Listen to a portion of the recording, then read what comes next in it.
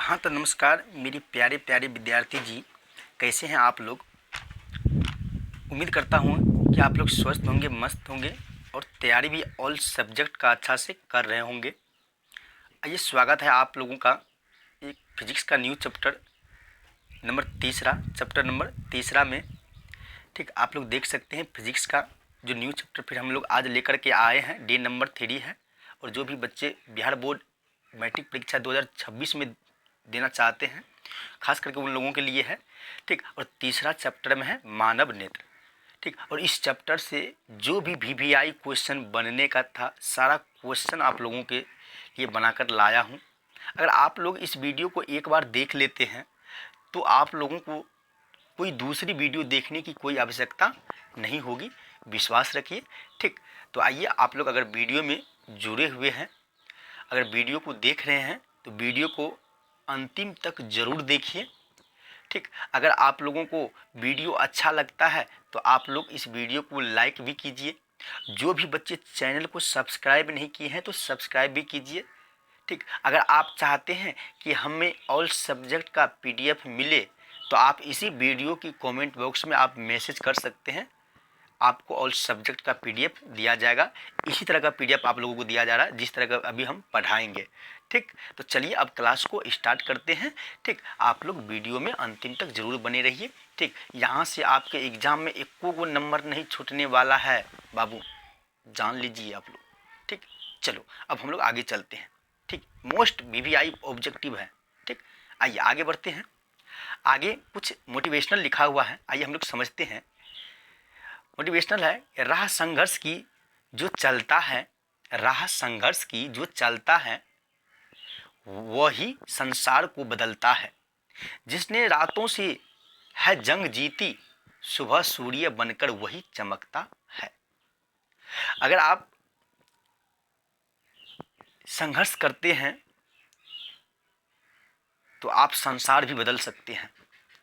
अगर रातों में जंग जीतने की चाहत रखते हैं, हिम्मत रखते हैं, तो सुबह आप सूर्य बनकर भी चमक सकते हैं। ठीक, इसलिए संघर्ष कीजिए, मेहनत कीजिए, जुनून के साथ आप लोग तैयारी कीजिए। ठीक, आइए हम लोग पहला क्वेश्चन उठाते हैं, लीजिए। चलिए, पहला क्वेश्चन आपके सामने है, प्यारा सा प्रश्न है, पढ़िए प्रश्न को ध्यान से। क्या कहा गया है, लिखा हुआ, मानव नेत्र के लिए दृष्टि का अस्तित्व क्या होता है। मानव नेत्र के लिए दृष्टि का अस्तित्व क्या होता है।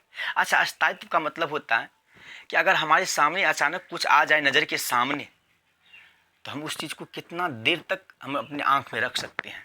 ए है 1/16 सेकेंड, बी है 1/10 सेकेंड, सी है 1/6 सेकेंड, डी है 1/8 सेकेंड। बताइए, तो आपको याद रखना है 1/16 सेकेंड, ऑप्शन नंबर ए हो जाएगा। चलिए, दूसरा प्रश्न है बाबू आपके सामने, प्यारा सा प्रश्न है, देखिए।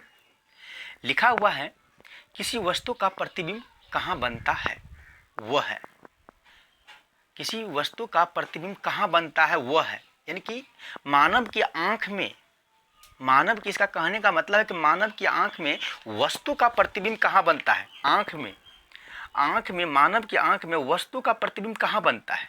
ए है आइरिस, बी है पुतली, सी है रेटिना, डी है कॉर्निया। तो आपको याद रखना है कि मानव आंख में प्रतिबिंब कहाँ बनता है, तो रेटिना पे बनता है। ऑप्शन नंबर सी याद रखना है आपको। चलिए, तीसरा प्रश्न आपके सामने है, लीजिए। लिखा हुआ है, नेत्र में प्रवेश करने वाली प्रकाश किरणों को, यहाँ किरणों होना चाहिए, सॉरी बच्चों टाइपिंग में मिस्टेक हो गया, यहाँ किरणों होना चाहिए। किरणों को अधिकांश अपवर्तन होता है, मतलब कहाँ अधिकांश किरण अपवर्तन होता है। यह है नेत्ररोध के अंदर पृष्ठ पर, बी है कॉर्निया के बाहरी पृष्ठ पर, सी है अभिनेत्र के अंदर पृष्ठ पर, डी है कोई नहीं। तो आपको याद रखना है नेत्ररोध के अंदर पृष्ठ पर। नेत्र में प्रकाश, नेत्र में प्रवेश करने वाली प्रकाश, ये जो किरणों को अधिकांश अपवर्तन कहाँ होता है, नेत्रोद के अंदर पृष्ठ पर होता है। ठीक, आपको याद रखना है। चलिए, 4 नंबर प्रश्न आपके सामने है बाबू, देखिए। लिखा हुआ, पुतली के साइज को नियंत्रित कौन करता है। बताइए, पुतली के साइज को नियंत्रित कौन करता है। यह है पक्षमा भी पेशिया, बी है परितारिका, सी है नेत्र गोलक और डी है रेटिना। बताइए आप लोग, तो आपको याद रखना है बाबू, ऑप्शन नंबर आपको बी यानी कि परितारिका जो है ना, पुतली के साइज को नियंत्रित करता है। पूछेगा पुतली के साइज को नियंत्रित कौन करता है? परितारिका। ठीक, चलिए 5 नंबर प्रश्न आपके सामने है, लीजिए। 5 नंबर प्रश्न है कि आंख का व्यवहार होता है। ठीक, यानी कि आंख का व्यवहार किस लेंस की तरह होता है? कहने का मतलब यह है, ए है अवतल दर्पण की तरह, बी है उत्तल लेंस की तरह, सी है समतल दर्पण की तरह, डी है इनमें से कोई नहीं। बाबू आपको याद रखना है उत्तल लेंस की तरह ये व्यवहार करता है। ठीक, चलिए 6 नंबर प्रश्न है मेरे प्यारे बाबू, देखिए बताइए आप लोग, प्यारा सा प्रश्न है, मानव नेत्र में किस प्रकार का लेंस पाया जाता है? बताइए, मानव नेत्र में किस प्रकार का लेंस पाया जाता है? ए है अवतल लेंस, बी है उत्तल लेंस, सी है बाईफोकल लेंस और डी है बेलनाकार लेंस। मानव का जो नेत्र है, नेत्र का मतलब क्या होता है? आँख। नेत्र का मतलब क्या होता है? आँख। आँख में किस प्रकार का लेंस होता है? तो आपको याद रखना है उत्तल लेंस। कौन सा लेंस पाया जाता है बाबू? तो उत्तल लेंस पाया जाता है। ठीक, चलिए 7 नंबर प्रश्न आपके सामने है, बताइए आप लोग। 7 नंबर प्रश्न, अगर आप लोगों को क्वेश्चन अच्छा लग रहा है, वीडियो अच्छा लग रहा है, तो आप लोग लाइक जरूर कीजिए और एक प्यारा सा दिल भी भेजिए। ठीक, और जो भी बच्चे चैनल को सब्सक्राइब नहीं किए हैं तो सब्सक्राइब कर लीजिए और विश्वास रखिए। ठीक, सारा क्वेश्चन आपके एग्जाम से लड़ेगा। ठीक, यहाँ से इस चैप्टर से। चलिए अगला क्वेश्चन है, एक स्वस्थ आंख की दूर बिंदु होता है। मतलब समझे कि जो मानव है, जो आंख ठीक ठाक है, वो कहाँ तक देख सकता है, उसका दूरबिंदु कहाँ तक होता है? ए है अनंत, बी है 30 सेंटीमीटर, सी है 25 सेंटीमीटर, डी है शून्य। तो आपको याद रखना है अनंत। एक स्वस्थ आंख की दूरबिंदु कितना होता है? अनंत तक होता है। चलिए 8 नंबर प्रश्न आपके सामने है, लीजिए। 8 नंबर प्रश्न क्या कहा गया कि सामान्य दृष्टि के वयस्क के लिए सुस्पष्ट दर्शन की अल्पतम दूरी लगभग होती है। सामान्य दृष्टि के वयस्क के लिए सुस्पष्ट दर्शन की अल्पतम दूरी लगभग होती है। अल्पतम का मतलब होता है न्यूनतम, आप लोग याद रखिएगा। अल्पतम का मतलब क्या होता है? न्यूनतम होता है, ये दूरी होती है। मतलब क्वेश्चन का कहना है कि मानव अपने आँख के सामने कोई भी वस्तु को कितना सेंटीमीटर तक दूर रख सकता है ताकि उसे साफ साफ दिख सके। ए है 25 सेंटीमीटर, बी है 2.5 सेंटीमीटर, सी है 25 मीटर, डी है 2 मीटर। तो आपको याद रखना है 25 सेंटीमीटर। आँखों के सामने कोई भी वस्तु को अगर हम 25 सेंटीमीटर की दूरी पर रखते हैं तो हम उसको साफ साफ देख सकते हैं अच्छा से। चलिए 9 नंबर प्रश्न आपके सामने है, बताइए आप लोग कि नेत्र द्वारा किसी वस्तु का कैसा प्रतिबिंब बनता है? हमारे नेत्र में जो प्रतिबिंब बनता है वो कैसा प्रतिबिंब बनता है? बताइए। हम किसी चीज़ को देखते हैं अपनी आँखों से, तो वो प्रतिबिंब बनता है। तो वो प्रतिबिंब कहाँ पर बनता है? तो रेटिना पे बनता है। कहाँ पे बनता है? तो रेटिना पे बनता है। लेकिन कैसा बनता है, यही पूछा गया है। सवाल यह है कि कैसा बनता है। रेटिना पर तो बनता है, लेकिन कैसा बनता है? यह है वास्तविक उल्टा तथा बड़ा, बी है वास्तविक उल्टा एवं छोटा, सी है काल्पनिक उल्टा तथा बड़ा, डी है काल्पनिक उल्टा तथा छोटा। तो आपको याद रखना है वास्तविक और उल्टा एवं छोटा बनता है। वास्तविक उल्टा एवं छोटा बनता है। अब आप लोगों के मन में प्रश्न चलता होगा कि सर ये वास्तविक बनता है, इनको उल्टा बनता है, लेकिन हम लोग देखते हैं तो सीधा दिखता है। लेकिन आप कहते हैं कि उल्टा बनता है, वास्तविक बनता है। लेकिन हम लोग देख रहे हैं कोई भी चीज़ को अगर पढ़ते भी है तो एकदम वो लिखावट हमको सीधा दिखाई दे रहा है या देता है। तो इसका कारण क्या है पता है? इसको सीधा कौन करता है? हमारे मस्तिष्क, हमारे ब्रेन सीधा करता है इसको। समझ में आया? Yes sir. आपको याद रखना वास्तविक उल्टा एवं छोटा हमारे आंखों में प्रतिबिंब बनता है। ठीक, चलिए 10 नंबर प्रश्न आपके सामने है, लीजिए। बहुत प्यारा सा प्रश्न है, निकट दृष्टि दोष दूर करने के लिए। अच्छा, निकट दृष्टि दोष का मतलब समझते हैं ना? निकट दृष्टि दोष का मतलब होता है कि निकट की वस्तु साफ साफ दिखना और दूर की वस्तु साफ नहीं दिखना। और निकट का मतलब होता है नज़दीक, इसी को हम बोलते हैं निकट की वस्तु। जो मानव को निकट दृष्टि दोष हुआ है तो इसका मतलब है कि निकट की जो वस्तु है, जो उसके सामने यानी कि नज़दीक की वस्तु, उसको साफ साफ देख लेगा, लेकिन दूर की वस्तु को साफ साफ नहीं देख पाएगा। तो इस चीज़ को ठीक करने के लिए तो चश्मे में किस लेंस का व्यवहार होगा या होता है? चश्मा जो उसमें कौन सा लेंस लगाया जाता है? क्योंकि उसको दूर तो दिख नहीं रहा है। क्यों नहीं दिख रहा है? क्योंकि निकट दृष्टि दोष हुआ है। और निकट दृष्टि दोष का मतलब होता है कि नजदीक की वस्तु साफ साफ दिखना और दूर की वस्तु साफ साफ नहीं दिखना, साफ साफ नहीं दिखना। यही तो है निकट दृष्टि दोष ना। अब हमें दूर की वस्तु दिखना है, हमें इलाज करना पड़ेगा, हमें चश्मा लेना पड़ेगा। लेकिन चश्मा में कौन सा लेंस होना चाहिए? ए है उत्तल लेंस, बी है अवतल लेंस, सी है ए और बी दोनों, डी है कोई नहीं। तो आपको याद रखना है अवतल लेंस। ऑप्शन नंबर क्या होगा? बी। क्यों? हमें दूर की वस्तु देखना है ना। और अवतल लेंस किरणों को क्या करता है? फैलाता है। आप लोग पढ़ा है ना मेरे पास ऑफलाइन क्लास में। ये किरणों को क्या करता है? ये किरणों को फैलाता है। इसलिए हम अवतल लेंस का प्रयोग करते हैं ताकि दूर की वस्तु को भी हम अच्छा से देख पाए। क्योंकि निकट दृष्टि दोष हुआ है, सिर्फ हम निकट की वस्तु को साफ देख सकते हैं, दूर की वस्तु को साफ नहीं देख सकते हैं। जब दूर की वस्तु को साफ दिखना है तो आंख का इलाज कराना पड़ेगा। जाएंगे इलाज कराने के लिए तो हमें चश्मा दिया जाएगा। और चश्मा में कौन सा लेंस होगा?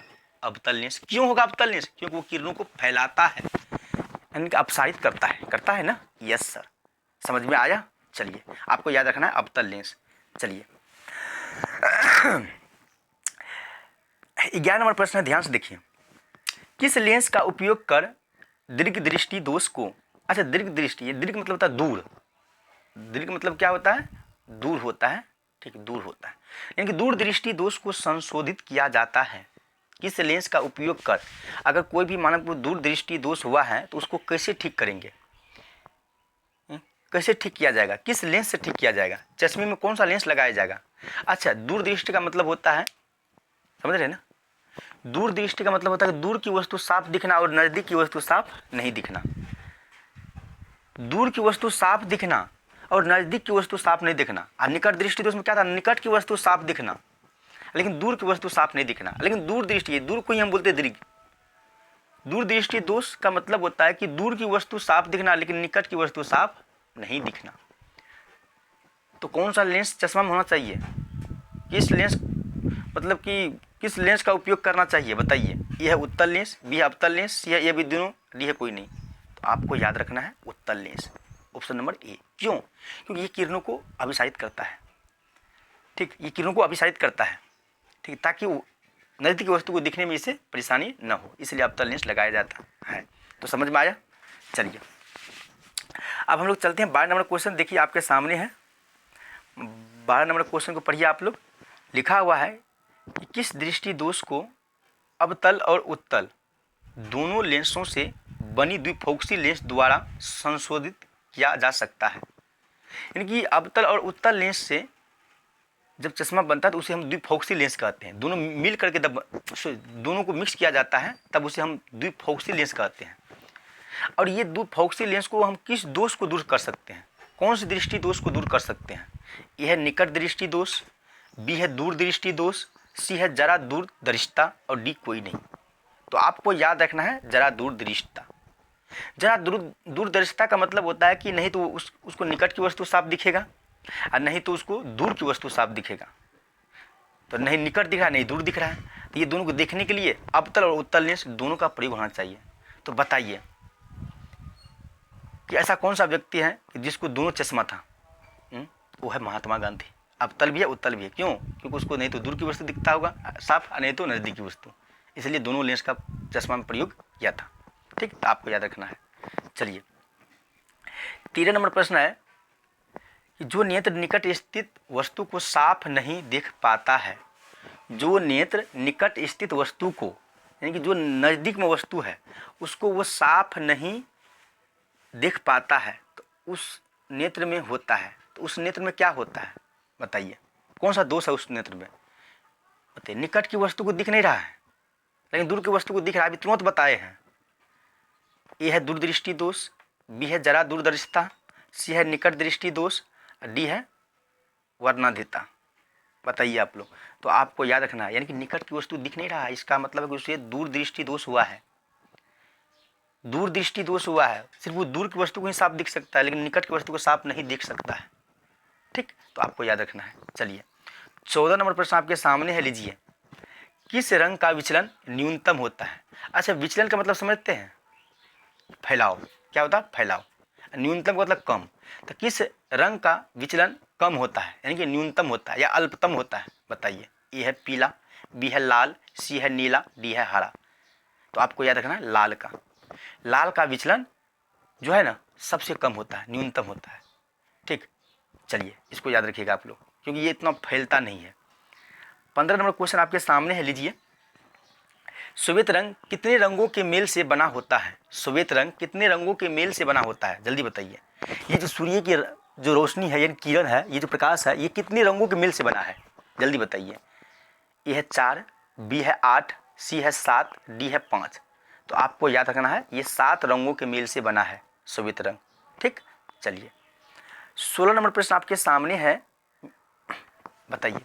प्यारा सा प्रश्न आपके सामने है, बताइए कि स्पेक्ट्रम प्राप्त करने के लिए किसका उपयोग होता है? स्पेक्ट्रम प्राप्त करने के लिए किसका उपयोग होता है?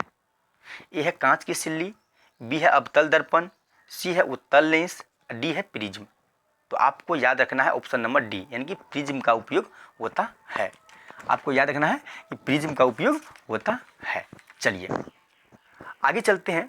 17 नंबर प्रश्न आपके सामने है, लीजिए पढ़िए। प्यारा सा प्रश्न है, इसको ध्यान से पढ़िए। स्पेक्ट्रम में किस रंग की किरण का झुकाव अधिक होता है? बताइए। स्पेक्ट्रम में किस रंग की किरण का झुकाव अधिक होता है? ए है बैगनी, बी है लाल, सी है पीला, डी है हरा। बताइए आप लोग। तो आपको याद रखना है मेरे प्यारे बाबू, बैगनी का जो झुकाव होता है स्पेक्ट्रम में, इसका सबसे अधिक होता है। ठीक, चलिए 18 नंबर प्रश्न आपके सामने है कि प्रकाश का प्राथमिक वर्ण है। प्रकाश का प्राथमिक वर्ण है, ठीक, इन पहला वर्ण है। ए है लाल, बी है नीला, सी है हरा, डी है इनमें से सभी। सर ये इनमें से सभी, प्रकाश का प्राथमिक वर्ण क्या है? इनमें से सभी, ये तीनों है। ठीक, 18 नंबर प्रश्न आप देख लिए ना। चलिए 19 नंबर प्रश्न बाबू आपके सामने है, बताओगे कि तारे का टिमटिमाने का कारण क्या है? हम लोग रात में देखते हैं तारे टिमटिमाते हैं, टिमटिमाते हुए हमें प्रतीत होता है, लेकिन इसका कारण क्या, क्यों टिमटिमाता है? ए है वायुमंडलीय परावर्तन के कारण, बी है कुल परावर्तन के कारण, सी है वायुमंडलीय अपवर्तन के कारण, और डी है कुल अपवर्तन के कारण। बताइए तारे हमें टिमटिमाते हुए प्रतीत दिखाई देता, क्यों देता है? तो आपको याद रखना है वायुमंडलीय अपवर्तन के कारण। आकाश और पृथ्वी के बीच क्या है? वायुमंडलीय है, और इसी के कारण हमें तारे टिमटिमाते हुए प्रतीत होता है। ठीक, आप लोग को याद रखिएगा।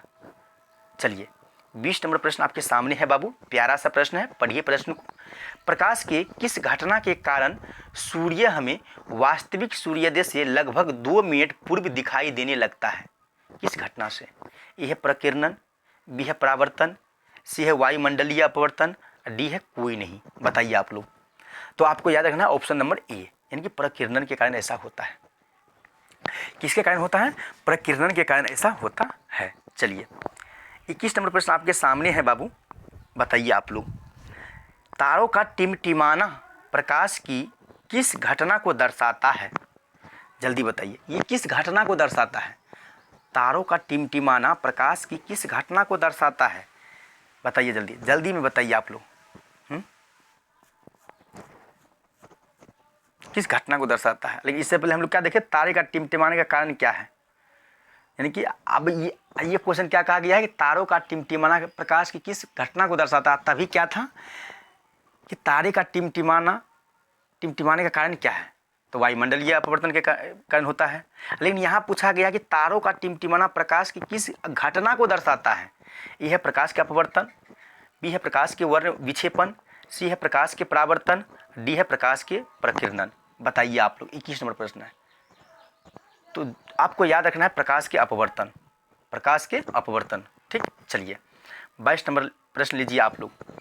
बताइए कि वायुमंडल में कौन सा वर्ण अधिक प्रकीर्णन करता है? वायुमंडल में कौन सा रंग या वर्ण बोले या रंग बोले दोनों एक ही होता है, अधिक प्रकीर्णन करता है वायुमंडल में? वायुमंडल जो कौन सा रंग को अधिक निखारता है? ए है लाल, बी है नीला, सी है पीला, डी है नारंगी।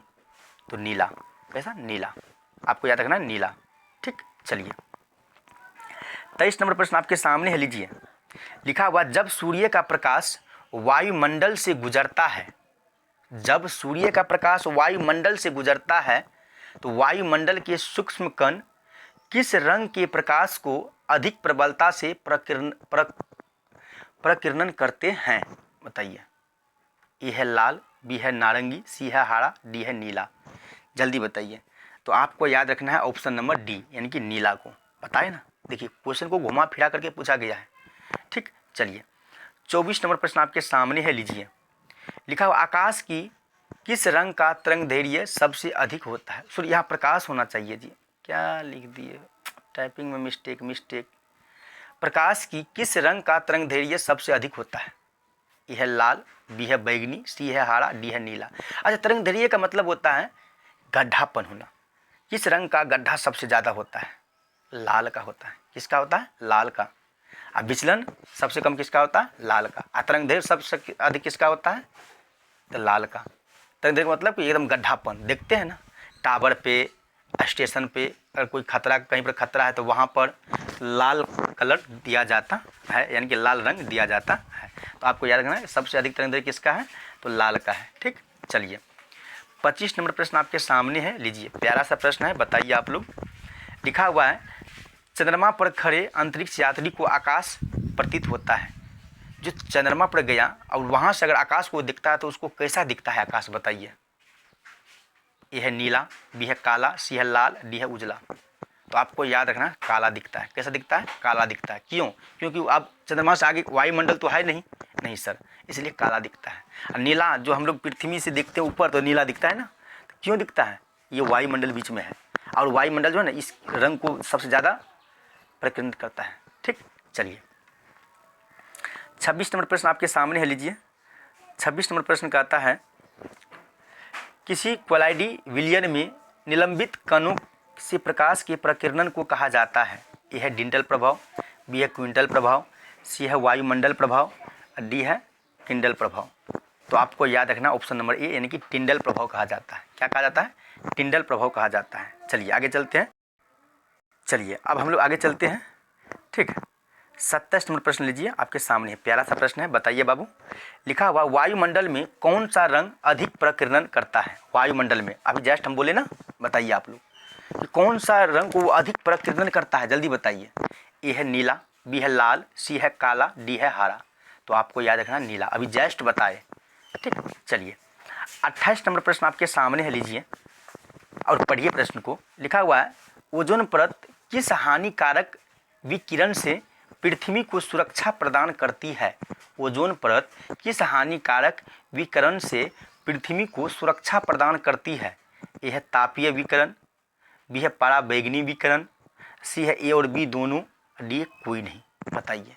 तो आप लोगों को याद रखना है पराबैंगनी विकिरण, पराबैंगनी विकिरण। ठीक, चलिए 29 नंबर प्रश्न आपके सामने है बाबू, बताओगे मेरी प्यारी प्यारी स्टूडेंट जी, बताइए आप लोग। लिखा हुआ है प्रकाश संश्लेषण के लिए दृश्य प्रकाश स्पेक्ट्रम का सबसे प्रभावी रंग है कौन सा है? सबसे स्पेक्ट्रम का सबसे प्रभावी रंग कौन सा है? ए लाल, बी हरा, सी पीला, डी नीला। तो आपको याद रखना ऑप्शन नंबर बी यानी कि हरा। स्पेक्ट्रम का सबसे प्रभावी रंग कौन सा है? तो हरा है। कौन सा रंग है? तो हरा रंग है। ठीक, चलिए अब हम लोग आगे चलते हैं। लीजिए अगला प्रश्न आपके सामने है, बताइए आप लोग। लिखा हुआ है इंद्रधनुष रंगीन क्यों होता है? बताइए। इंद्रधनुष रंगीन, हम लोग देखते हैं इंद्रधनुष निकलते हुए आसमान में। Yes sir. तो सूर्य को किस दिशा में? सर सूर्य के विपरीत दिशा में निकलता है।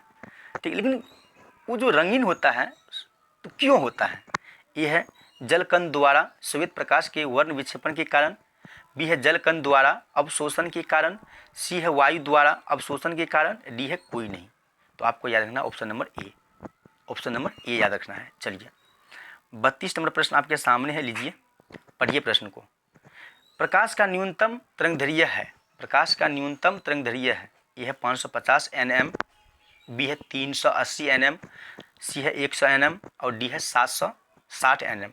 तो आपको याद रखना 380 nm। प्रकाश का न्यूनतम तरंगदैर्घ्य क्या है? 780 nm। ठीक, 380 nm। ठीक, चलिए अगला प्रश्न आपका है कि आकाश का नीला रंग होना किस परिघटना का परिणाम है?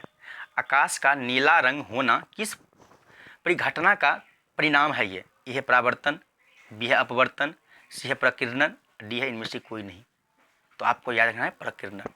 ये परिकर्णन परिघटना को दर्शाता है। ठीक, चलिए 33 नंबर प्रश्न आपके सामने है, बताइएगा। 33 नंबर प्रश्न है कि श्वेत प्रकाश में वर्ण को हम रंग भी बोलते हैं, श्वेत प्रकाश में वर्ण विक्षेपण उत्पन्न करता है। तो श्वेत प्रकाश में वर्ण विक्षेपण उत्पन्न कौन करता है? कांच की सिल्ली या समतल दर्पण या प्रिज्म या इनमें से कोई नहीं। श्वेत प्रकाश में वर्ण विक्षेपण उत्पन्न कौन करता है, जल्दी बताइए। तो आपको याद रखना है ऑप्शन नंबर सी, यानी कि प्रिज्म करता है। श्वेत प्रकाश में वर्ण विक्षेपण कौन करता है, उत्पन्न करता है? तो प्रिज्म करता है। ठीक, चलिए 34 नंबर प्रश्न आपके सामने है, बताइए कि एक प्रिज्म कितने सतहों से, यहाँ सतहों होना चाहिए, एक प्रिज्म कितने सतहों से, ठीक, कितने सतहों से घिरा होता है? एक प्रिज्म कितने सतहों से घिरा होता है? ए है 4, बी है 3, सी है 7, डी है 5। तो आपको याद रखना है 5। कितनी सतहों से घिरा होता है? तो 5 सतहों से घिरा होता है। चलिए 35 नंबर प्रश्न आपके सामने है बाबू, प्यारा सा प्रश्न है, पढ़िए कि दूरदृष्टि दोष वाला नेत्र साफ साफ देख सकता है। बताइए, जिसको दूरदृष्टि दोष हुआ है वो साफ साफ किस वस्तु को देख सकता है? निकट की वस्तु को देख सकता है या दूर की वस्तु को देख सकता है? बताइए आप लोग।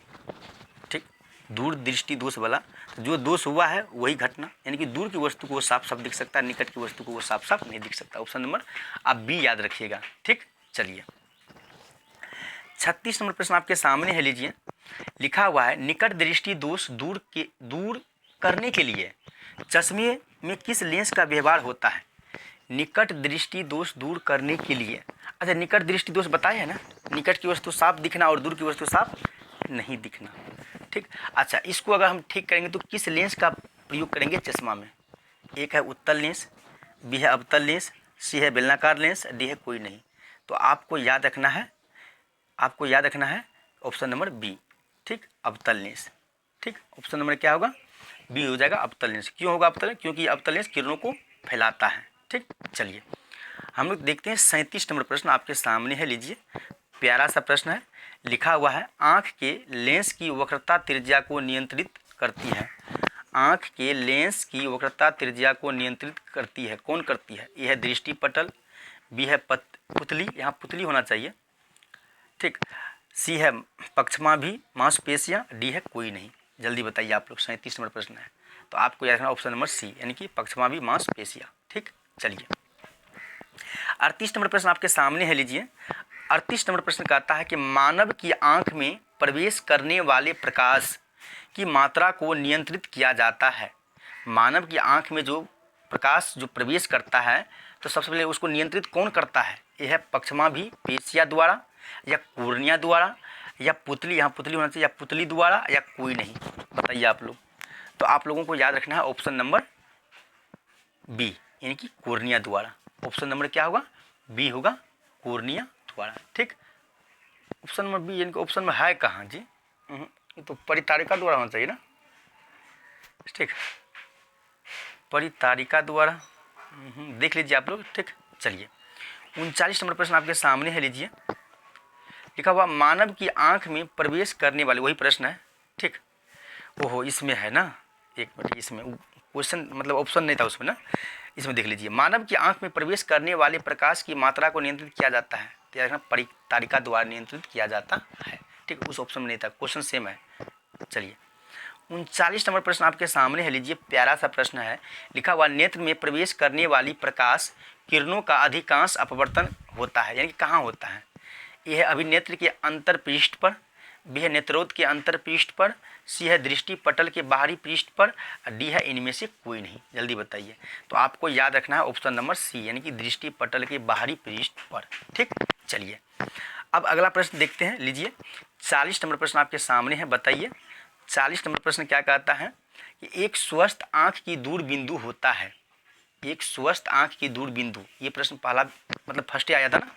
यह है 25 सेंटीमीटर, बी है 0, सी है 250 सेंटीमीटर, डी है अनंत। तो आपको याद रखना है अनंत। ठीक, चलिए 41 नंबर प्रश्न आपके सामने है, लीजिए। लिखा हुआ मानव नेत्र में किस प्रकार का लेंस पाया जाता है? बताइए, मानव के नेत्र में यानी कि आँख में किस प्रकार का लेंस पाया जाता है? आप लोग को पहले ही बताए हैं ये क्वेश्चन। ए है उत्तल लेंस, बी है अवतल लेंस, सी है बाईफोकल लेंस, डी है कोई नहीं। तो आपको याद रखना उत्तल लेंस। मानव नेत्र में किस प्रकार का लेंस पाया जाता है? तो उत्तल लेंस पाया जाता है। चलिए 42 नंबर प्रश्न आपके सामने है, लीजिए। लिखा हुआ है किसी अंतरिक्ष यात्री को आकाश कैसा प्रतीत होता है? बताइए। ये क्वेश्चन इससे पीछे लगता है कि आया है ना? Yes sir. चलिए ए है काला, बी है नीला, सी है पीला, डी है लाल। तो आपको याद रखना है काला दिखता है। ठीक, चलिए 43 नंबर प्रश्न आपके सामने है, लीजिए। लिखा हुआ है दृश्य प्रकाश में किस वर्ण का तरंग दैर्घ्य अधिकतम होता है? सबको पता है सर, लाल का तरंग दैर्घ्य सबसे अधिकतम होता है सर, लाल का। ठीक, सबको पता है ना? चलिए बहुत अच्छा। और है, देख लेते हैं। नहीं, अब नहीं है। तो हम लोग टोटल कितना ऑब्जेक्टिव किए इस चैप्टर से, मानव नेत्र चैप्टर यानी तीसरा चैप्टर से? सर 43। तो आप लोग ज़रूर बताइए कि 43 में से आप लोग अगर पूरा वीडियो को देखे हैं, इस वीडियो को पूरा देखे हैं, तो आप लोग बताइए कि 43 में से कितना सही किए हैं। अगर आप लोगों को वीडियो अच्छा लगा है तो वीडियो को लाइक ज़रूर कीजिए। ठीक, और बताइए कि आज का क्लास कैसा रहा, क्या आप लोगों को क्वेश्चन समझ में आया? ठीक, और किसी बच्चे को इसका पीडीएफ चाहिए तो आप हमें इसी वीडियो में कमेंट कीजिए, उसको पीडीएफ दे दिया जाएगा। ठीक, तो चलिए आप लोग तैयारी उमस के करते रहिए। अब मिलते हैं हम लोग नेक्स्ट डे में और नेक्स्ट चैप्टर के साथ। आज के लिए इतना ही। जय हिंद, जय भारत।